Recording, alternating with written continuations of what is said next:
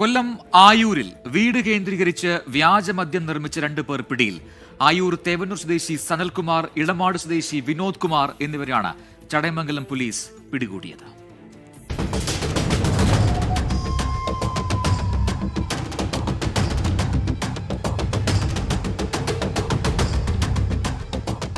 സനൽകുമാറിന്റെ സീതക്കുന്നുംപുറത്തുള്ള വീട് കേന്ദ്രീകരിച്ചാണ് സുഹൃത്ത് വിനോദ് കുമാറുമായി ചേർന്ന് വ്യാജമദ്യം നിർമ്മിച്ചത്.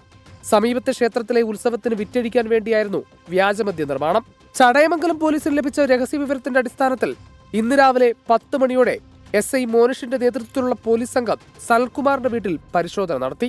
3 ലിറ്ററോളം വ്യാജമദ്യവും 100 ലിറ്ററോളം കോടയും പിടികൂടി. വാറ്റുപകരണങ്ങളും കണ്ടെടുത്തു.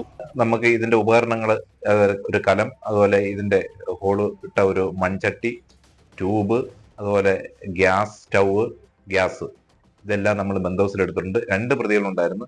അത് ഒന്ന് ഈ വീടിന്റെ ഓണറാണ്, അവന്റെ പേര് സനൽകുമാർ, അവന്റെ സുഹൃത്ത് വിനോദ്.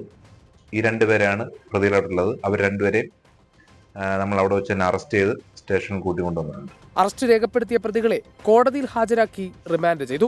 24 കൊട്ടാരക്കര.